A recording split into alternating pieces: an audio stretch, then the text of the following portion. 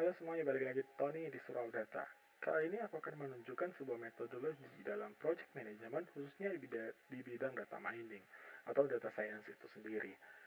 Nah, apa sih yang akan aku tunjukkan kali ini yaitu CRISP-DM, yaitu Cross Industry Standard Process for Data Mining. Pertama kali dicetuskan CRISP-DM ini pada tahun 1996, tapi kemudian dipatenkan pada tahun 1999 oleh beberapa orang yang tergabung di dalam perusahaan SPSS. Nah, sedikit overview, KSDM kepanjangannya adalah Cross Industry Process for Data Mining. Nah, metodologi ini menawarkan structure approach untuk memplanning sebuah data mining project. Apa maksudnya structured approach? Yaitu sebuah urutan-urutan yang terstruktur yang bisa digunakan sebagai pendekatan dalam menyelesaikan sebuah masalah di data mining atau data science itu sendiri.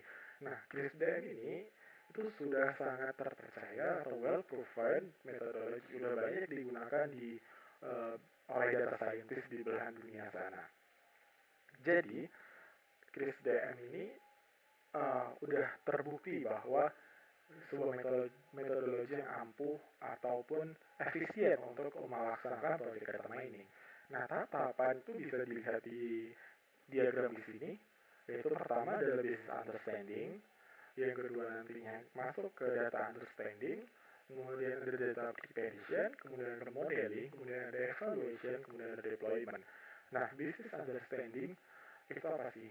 Nanti kita jelaskan lebih lanjut di slide berikutnya. Tapi yang perlu diingat adalah di sini ada rekursi dari business understanding, kemudian data understanding, ada tanda panah untuk kembali lagi ke business understanding. Ya kita tahu bahwa semua teknologi ataupun uh, teknik-teknik yang digunakan di dalam information system ataupun dunia IT itu tidak terlepas dari kebutuhan bisnis. Nah, makanya di sini di dalam data science sendiri ataupun data mining itu sendiri, ketika data itu tidak suitable untuk menyelesaikan sebuah permasalahan bisnis, maka kita perlu untuk berdiskusi lagi dengan stakeholder-stakeholder yang ada di step business understanding tadi. Kemudian ada juga rekursi yang terjadi di data preparation dan modeling. Nah, ketika udah nyiapin data, ternyata tidak fit dengan model ataupun modelnya memerlukan data yang lain seperti halnya perlu fitur-fitur yang lain ataupun perlu ekstraksi-ekstraksi yang lain, itu bisa aja balik dari modeling ke data preparation lagi. Nanti balik lagi ke modeling dengan data-data yang lebih siap dan lebih clean dan siap digunakan seperti itu. Nah, kemudian ada juga rekursi nih. Dari evaluation, kita balik lagi ke business understanding. Kenapa tanda panah ini ada? Nah, tanda panah ini digunakan untuk menunjukkan bahwa ketika ada evaluasi dan ketika ada evaluasi dari data scientist ataupun data miner, itu perlu dikomunikasikan lagi ke business stakeholder apakah udah fit atau belum. Kemudian kalau mungkin tidak fit, yang perlu diubah ini apanya nih, output dari projectnya ataupun objektif dari projectnya seperti itu. Nah, masuk ke step pertama yaitu business understanding. Yang harus dilakukan oleh data scientist atau project manager di dalam memilih sebuah project data mining yaitu yang pertama adalah set desired output of project. Jadi kita menentukan keluaran terbaik atau keluaran yang kita inginkan untuk project ini itu apa sih? Kita ambil contoh gini. Kita mau melakukan sebuah data mining untuk menentukan customer ini berpindah dari perusahaan itu kapan, atau churn prediction lah istilah umumnya kita menggunakan churn prediction. Nah, dari churn prediction kita bisa tahu bahwa output yang diharapkan adalah klasifikasi prediksi dari customer itu bakal meninggalkan uh, perusahaan atau beralih ke kompetitor pada jangka waktu tertentu. Itu kan outputnya. Jadi bisnis itu pengen kayak gimana harus dikomunikasikan dengan data scientist, kemudian kemudian project manager. Nah, yang kedua, assess the current situation. Maksudnya apa sih? Kita harus tahu apa aja kondisi yang ada di perusahaan sekarang atau kondisi environment ketika kita ingin kickstart the project. Jadi ketika kita ingin uh, memulai sebuah proyek itu kondisi-kondisinya kayak gimana, situasinya kayak gimana. Contoh, misal kita assess constraint atau batasan-batasan, kemudian kita assess teknologi yang dimiliki oleh perusahaan, kita udah punya apa aja, terus secara organisasi kita kayak gimana, apakah ada project manager sendiri, apakah ada data scientist atau ada product owner. Nah, ini siapa yang nge-lead itu harus di-assess pada tahap ini. Nah, kemudian yang ketiga adalah determine data mining goals. Nah, di sini ada dua, data mining goals kan secara teknikal sama secara bisnis. Secara bisnis maksudnya gimana? Secara bisnis kita harus tahu bahwa data mining ini bisa menyelesaikan yang desired output tadi. Nah, misal permasalahannya adalah kita ingin prediksi churn atau customer itu pindah nggak ke kompetitor lain. Nah, outputnya kita membuat sebuah sistem. Nah, dari bisnis itu, data mining itu bisa menyelesaikan dari sistem itu, menyelesaikan si permasalahan tadi. Perusahaan ingin tahu customer-customer mana yang kemungkinan besar akan berpindah. Nah, secara teknikal, goals-nya ini misal data mining ini harus menerapkan machine learning yang sangat optimal. Contohnya menggunakan mungkin support vector machine, atau mungkin data scientist ingin bereksperimen dengan menggunakan deep learning. Nah, itu technical view. Jadi data mining goals-nya itu harus sudah ada. Jadi kita pakai teknologi apa, kita menyelesaikan bisnis apa, seperti itu. Kemudian yang keempat, ini yang tahap paling penting, yaitu menghasilkan sebuah project plan. Project plan ini seperti apa? Bisa jadi project plan ini kita bagi beberapa fase gitu, timeline. Fase pertama kita mengerjakan apa, fase kedua kita mengerjakan apa, fase ketiga mengerjakan apa. Nah, selain itu, project plan ini juga termasuk dengan WBS, Work Breakdown System. Ya, jadi setiap orang bakal mengerjakan satu tas-tas kecil yang nantinya mengerucut kepada tas yang besar dan itu bisa diselesaikan secara bersama-sama. Project plan itu seperti itu. Jadi manajemen sumber daya, manajemen manusia, kemudian talent, segala macam itu harus ada di project plan tadi. Masuk ke tahap kedua, yaitu data understanding. Apa sih yang harus dilakukan ketika tahap data understanding ini? Yang pertama adalah mendeskripsikan data. Deskripsikan data ini maksudnya apa sih? Jadi kita itu mendeskripsikan data-data apa yang pengen kita miliki pertama. Nah, kemudian data-data apa yang sudah kita collect? Data-data apa yang sudah kita dapatkan? Semisal data yang kita miliki itu tidak memenuhi apa saja data yang kita inginkan, jadi kita perlu untuk mengkolek lagi data-data ataupun mengambil lagi dari sumber-sumber tertentu. Nah, kemudian yang kedua yaitu explore data. Setelah data itu didapatkan, kita perlu eksplorasi nih. Biasanya pada data scientist atau machine learning engineer itu menggunakan exploratory data analysis. Jadi menggunakan hitungan-hitungan statistik untuk mengeksplorasi sebenarnya data ini udah ada apa aja, distribusinya seperti apa yang bisa kita ambil, apa yang bisa kita olah, seperti itu. Kemudian yang ketiga, verify data quality. Nah, ini sangat penting dilakukan karena agar si data scientist itu bisa berkomunikasi dengan business stakeholder itu dengan baik gitu kan. Jadi seumpama data scientist udah memverifikasi nih, kualitas data yang kita miliki sangat baik. Nah, jadi akan sangat mudah untuk bilang ke stakeholder kita bisa kickstart project ini dalam beberapa minggu ke depan, ataupun kita udah langsung bisa kickstart project ini. Tapi ketika kualitasnya buruk, sama ada missing value, ataupun ada kolom-kolom yang tidak bisa kita gunakan, ataupun datanya terlalu aneh, ataupun tidak normal, segala macam. Nah, itu bisa dikomunikasikan ke bisnis stakeholder. Nah, dari bisnis stakeholder nantinya bisa merumuskan suatu strategi untuk mendapatkan data-data baru ataupun memperbaiki kualitas-kualitas data tersebut. Nah, yang keempat yaitu report.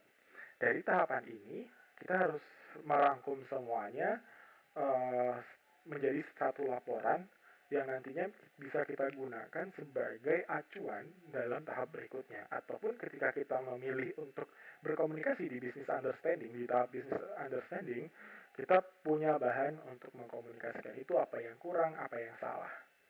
Masuk ke tahap selanjutnya, kita anggap data understanding udah berjalan dengan baik, kita masuk ke data preparation.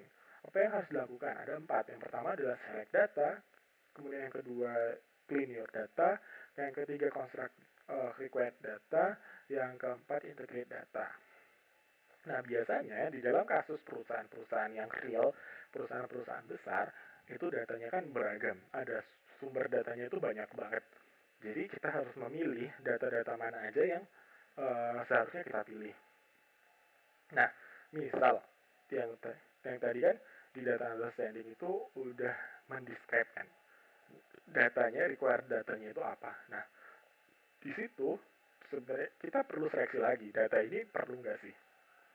Sumbernya di mana dan bagaimana cara mengambilnya. Itu di tahap pertama select your data. Nah, setelah diambil, dikumpulkan menjadi satu sumber, entah itu di database ataupun di file CSV ataupun di data lake gitu kan, misal. Nah, setelah itu kita membersihkan data-data tersebut. Yang perlu dibersihkan biasanya itu adalah missing value, kemudian outlier, kemudian menormalkan distribusi dan segala macam. Nah, setelah itu bersih, kita membuat tuh construct required data. Required data di sini maksudnya data yang kita butuhkan untuk masuk ke tahap selanjutnya. Kan tahap selanjutnya adalah modeling. Nah, modeling itu biasanya membutuhkan sebuah teknik yang bernama feature extraction.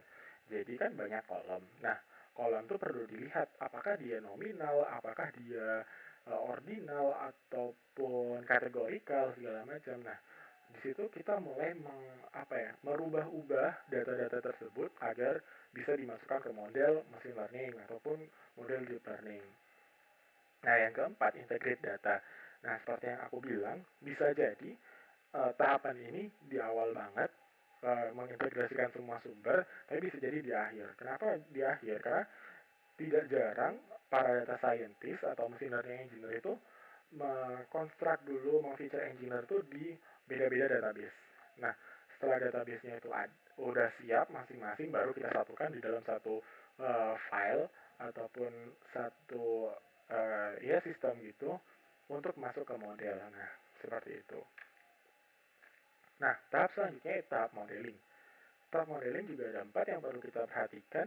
Yang pertama adalah memilih model teknik modeling yang tepat untuk kayak gimana. Ada banyak teknik modeling. Yang pertama kita kan memilih si algoritmanya sendiri. Kita pakai algoritma apa untuk menyelesaikan sebuah permasalahan tadi. Misalkan kita pakai contoh yang prediction tadi, kita pilih algoritma klasifikasi. Oke, klasifikasinya pakai algoritma apa? Oh, kita mau pakai SVM gitu kan, SVM classifier. Nah, setelah pakai SVM classifier, terus udah kita mau set parameternya kayak gimana? Kita mau coba-coba secara brute force ataupun grid parameter ataupun cross validation segala macam. Nah, itu kita pilih dulu tekniknya seperti apa. Yang kemudian yang kedua generate test design. Nah, test design ini maksudnya dari data-data yang banyak tadi kita bisa split dulu data test sama data train. Data train yang digunakan untuk melatih model kita, data test yang digunakan untuk menguji keakuratan model kita. Nah, data test tadi itu perlu kita olah. Perlu kita definisikan gimana tes yang baik, gimana apa hasil tes yang dikatakan baik itu kayak gimana gitu, intinya kayak gitu. Nah, setelah itu kita build modelnya, kita coding segala macam, kemudian kita assess. Nah, assess ini biasanya menggunakan matrix tertentu tergantung permasalahan. Kalau misal klasifikasi kita bisa gunakan recall score atau F1 score. Nah, kalau misal regresi kita bisa menggunakan mean absolute error atau RMSE atau MSE seperti itu. Jadi itu untuk mengukur keakuratan si model ini dalam hal mempelajari sebuah data. Tahap selanjutnya yaitu evaluation. Evaluation itu ada 3. Yang pertama adalah evaluate your result. Jadi setelah mengakses, kita tahu matriks-matriksnya, angka-angka dari matriks tersebut, kemudian kita evaluasi. Ini hasilnya itu seperti apa. Kalau memang dari evaluasi ini perlu adanya perubahan definisi dari output ataupun perubahan modeling, kita bisa balik lagi. Nah, kemudian yang kedua adalah review proses. Nah, proses yang kita udah lakuin dari business understanding, data understanding, data preparation, modeling, itu apa yang kurang, apa yang bisa diperbaiki. Nah, itu review proses. Nah, hasilnya kalau memang itu sudah baik, jadi kita bisa maju ke tahap selanjutnya. Tapi kalau buruk, kita balik lagi ke business understanding untuk mengulang proses itu atau memperbaiki proses itu untuk jadi lebih proper seperti itu. Kemudian yang terakhir adalah determine next step.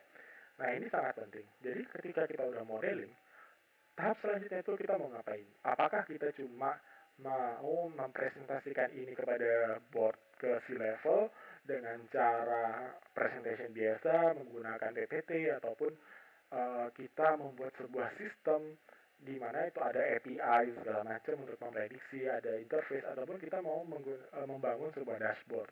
Dashboard di sini maksudnya business intelligence untuk mendukung keputusan. Nah, itu perlu di determine next step ini. Nah, gimana cara menentukan next step? Balik lagi ke tadi, kita maunya menyelesaikan bisnis uh, problem ini seperti apa, menggunakan teknik apa, menggunakan teknologi apa. Di business understanding seharusnya itu sudah didefinisikan secara utuh. Kemudian tahap yang terakhir yaitu deployment. Nah, deployment ini biasanya ketika evaluasi itu sudah beres, siklus itu semua sudah beres, kita perlu menstabilkan sebuah model ini ataupun sebuah sistem data mining ini di dalam perusahaan, agar ketika ada sebuah kasus-kasus yang sama, kita bisa menggunakan itu berulang-ulang, ataupun kita bisa memperbaiki ketika ada kasus baru, kita bisa train ulang segala macam. Nah, ada empat yang perlu diperhatikan, yaitu plan deployment. Nah, plan deployment ini nantinya keluarannya adalah sebuah dokumen untuk gimana sih jangka ke depan, apa yang harus diambil oleh orang-orang IT dalam memaintain si ataupun mengembangkan si model ini dari permasalahan bisnis ini. Yang kedua adalah plan monitoring and maintenance.